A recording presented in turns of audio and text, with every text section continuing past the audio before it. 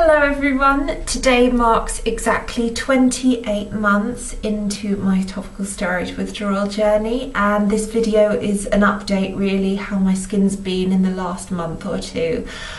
Before anything, I just wanted to say thank you for the lovely response to my videos so far. It's been really lovely sort of chatting to you all the people that have, left comments or sent me messages.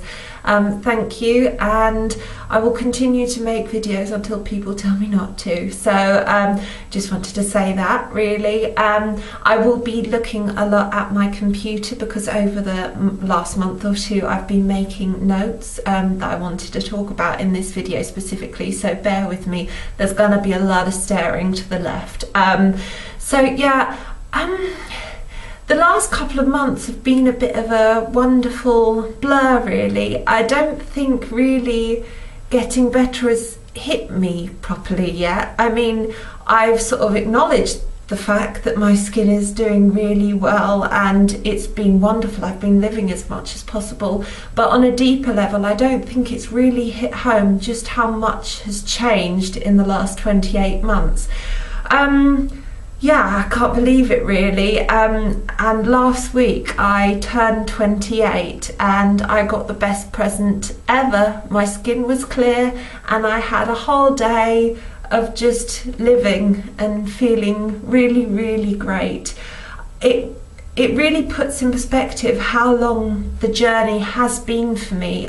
So I turned 28 last Tuesday, and I started topical steroid withdrawal when I was 25 years old, so quite a big chunk of my 20s has been taken up really with this insane condition.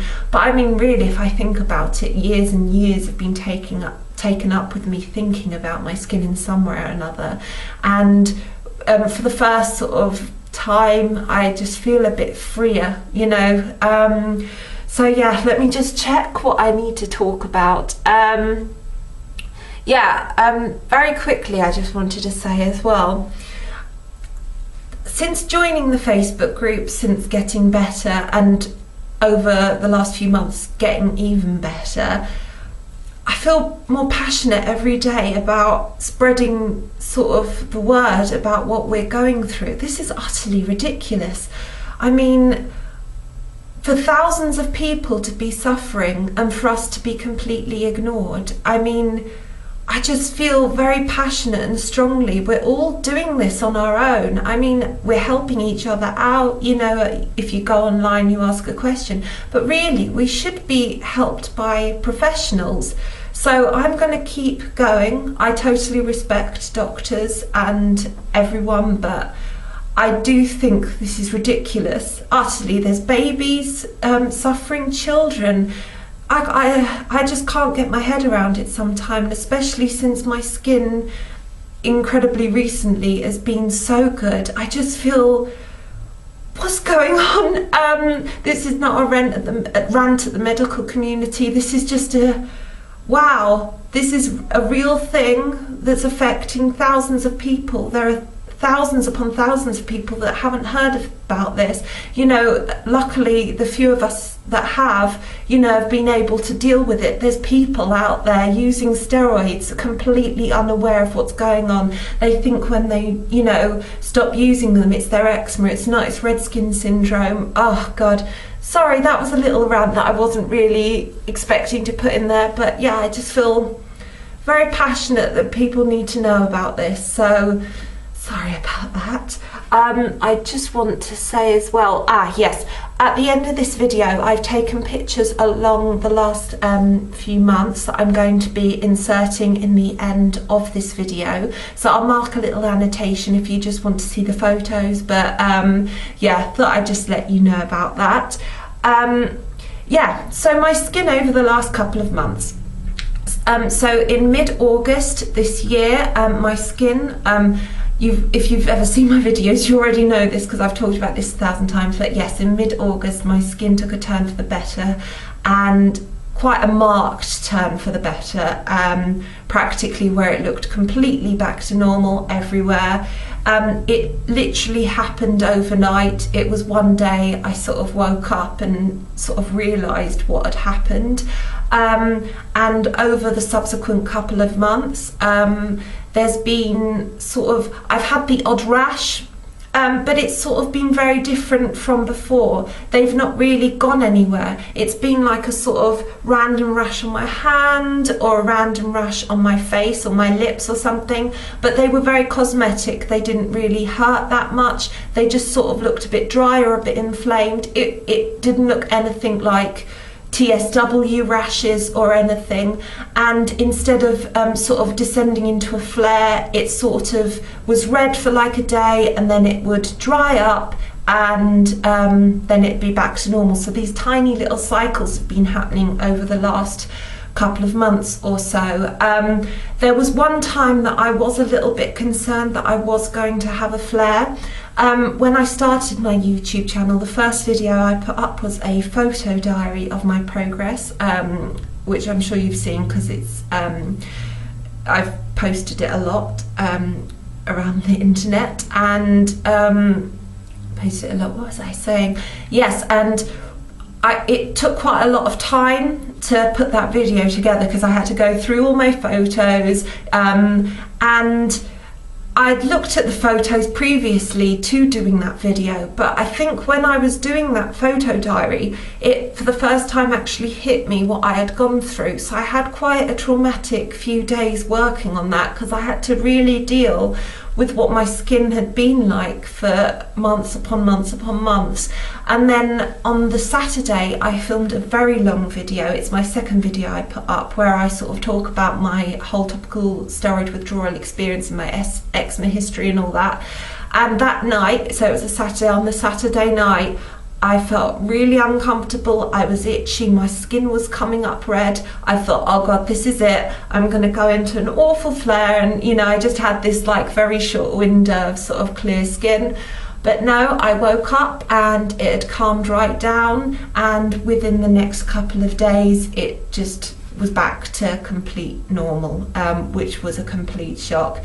So yeah, over the last few months it's been, that was the one time where I thought, oh, it might flare, but apart from that, it has been just these sort of really small areas where I'll have the odd itchy rash, and then it'll just completely calm down again. Talking about the itch in the last couple of months has been very different to a sort of itch in the topical steroid withdrawal months. I mean, I'm not itching at all really. It's only when I get these little rashes or whatever, or it's sometimes like, you know, without thinking you just sort of do that. And I've noticed in my videos sometimes I see myself doing that, but it's not really because it's itchy. I think it's more like a habit, because I think we all got into a big old habit of scratching. And yeah, before it used to be, I've talked about this, like a bone itch, really deep down to the bone when it was through the bad bits of topical steroid withdrawal. But now it's sort of like a surface itch, so I'll scratch it, you know, and it'll stop. Before it was like you really had to go crazy to get rid of the itch. But yeah, I found that was quite interesting that it's completely changed my itching.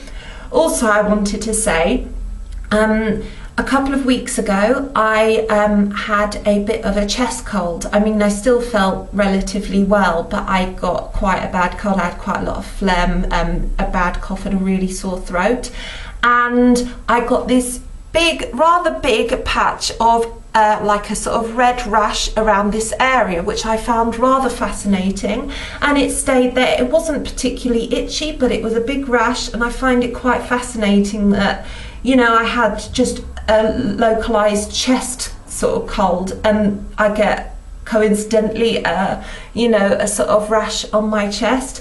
Obviously I don't know if they are linked, but it seems to me quite funny that, you know, it's just hit that area. Very suspicious. I definitely think they are linked. I mean, I suppose, you know, your sort of immune system takes a bashing when you have any sort of cold or, you know, anything like that. So thought I'd mention that because I found it rather fascinating. Over the last couple of months as well, I've had the odd patch just on the top of my back that will come up a little bit raised, be a bit lumpy. To like the world, it wouldn't really even look like much at all, but yeah, just anything that happens, I've sort of been keeping an eye on it. And then again, within a couple of days it's calmed down, it'll dry up and then just be completely dry, completely normal. I should say that anything I have had in the last couple of months hasn't stopped me from doing anything, and no one would even notice. It is only because I'm hypersensitive to anything, you know, because I'm on guard, you know, preparing for a flare at all times, just in case. I'm just going to check, was there anything else? Yes, now this is fascinating as well. Pre-TSW, I wasn't greasy in the slightest. I never got spots or anything. But in the last couple of months, my natural oils have been returning quite swiftly to my face, especially around sort of the T-zone area and my nose. And for the first time ever, I have spots on my nose.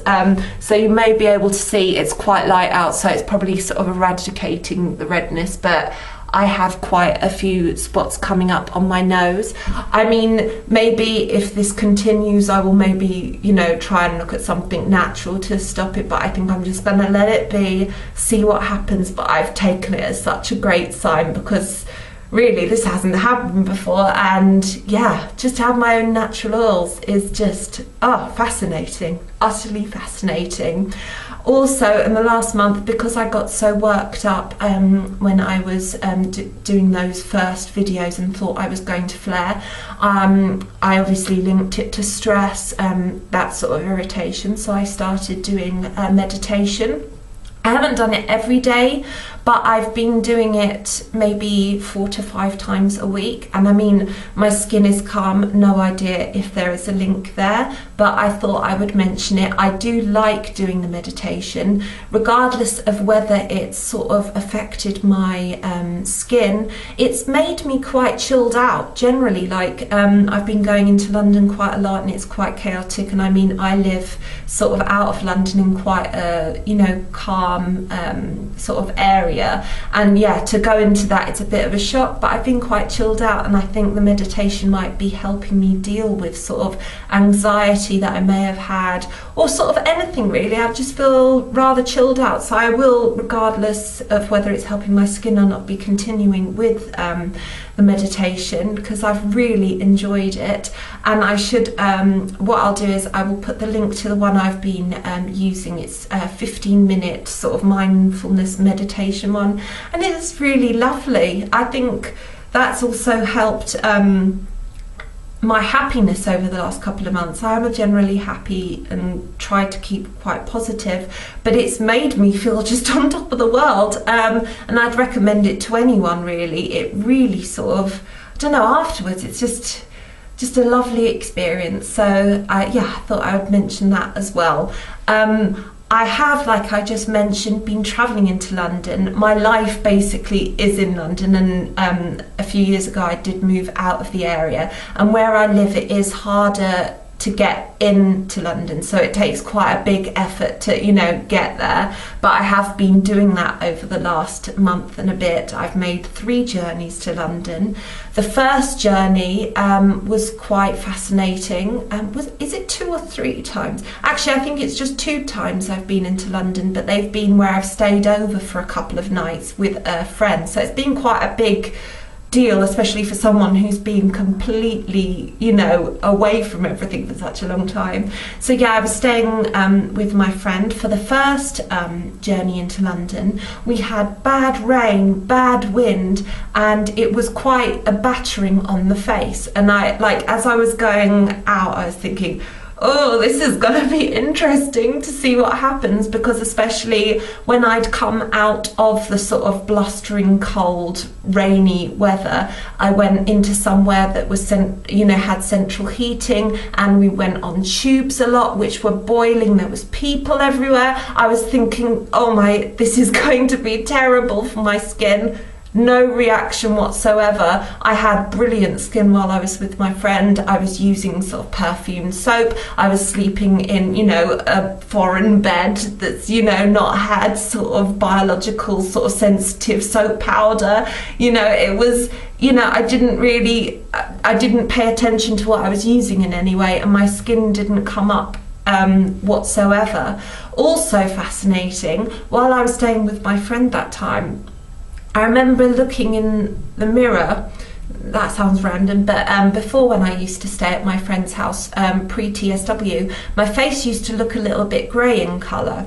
And now the colour of my skin has completely changed. It's gone from sort of like a slight grey colour to very creamy white.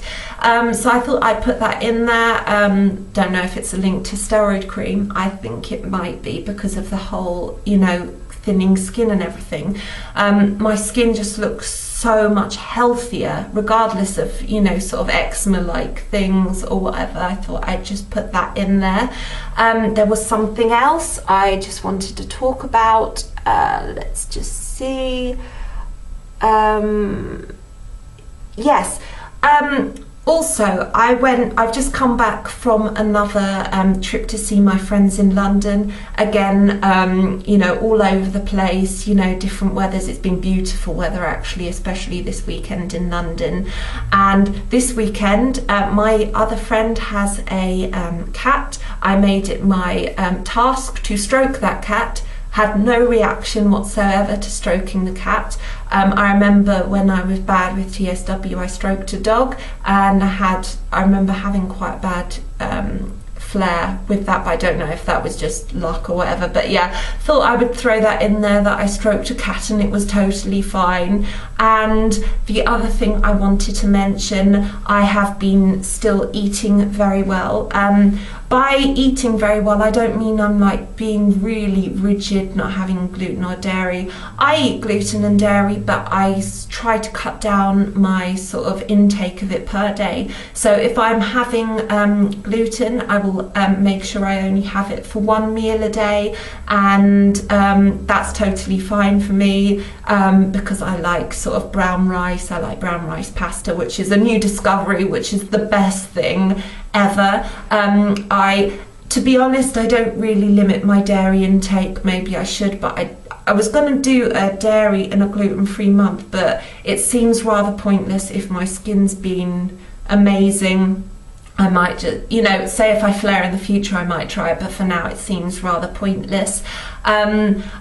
The other things I've been trying to do is have a diet high in oily fish. So I've been eating once a week a piece of baked salmon, nothing on it at all. I adore it on its own. And over brown rice, I've been pouring sort of like the natural oils that come off the fish, which is just amazing. I also try and throw in a couple of times a week having a meal with sardines. They're so cheap, and I use the ones with bones and all the bits and bobs. So just thought I'd put that in there. I also have one avocado per day, every day.